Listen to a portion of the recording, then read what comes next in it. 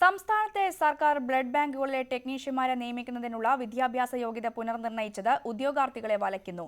Medical laboratory technician course പൂർത്തിയാക്കിയവരെ പരിഗണിക്കേണ്ട എന്ന തീരുമാനം വലിയ വിഭാഗം ഉദ്യോഗാർത്ഥികളുടെ തൊഴിലവസരങ്ങളാണ് ഇല്ലാതാക്കിയത്.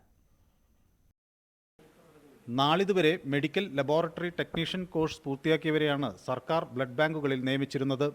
എന്നാൽ ഇനി മുതൽ ബ്ലഡ് ബാങ്ക് ടെക്നോളജി കോഴ്സ് പൂർത്തിയാക്കിയവർക്ക് മാത്രമേ തസ്തികയിലേക്ക് അപേക്ഷിക്കാനാകൂ. ഈ കോഴ്സാകട്ടെ ശ്രീ ചിത്തിര ഇൻസ്റ്റിറ്റ്യൂട്ടിൽ മാത്രമേ ഉള്ളൂ.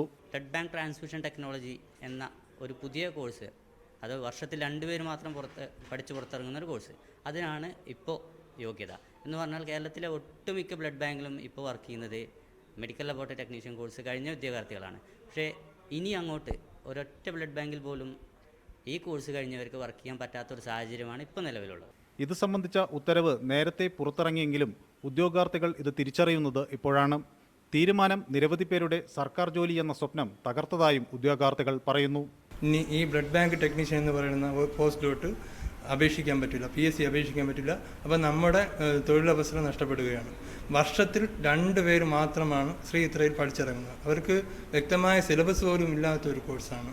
അപ്പം അവരെയാണ് ഇപ്പോൾ യോഗ്യതയായിട്ട് വച്ചിരിക്കുന്നത്. അപ്പം നമ്മളെ പോലുള്ള ആയിരക്കണക്കിന് വിദ്യാർത്ഥികൾ പഠിച്ചിറങ്ങുകയാണ് വർഷം തോറും.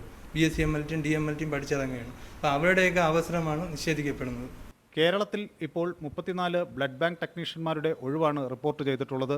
ഇതിനായി PSC അപേക്ഷ ക്ഷണിക്കുന്നത് കാത്തിരിക്കുമ്പോഴാണ് വിദ്യാഭ്യാസ യോഗ്യത പുനർനിർണയിച്ച വിവരം പുറത്തുവരുന്നത്.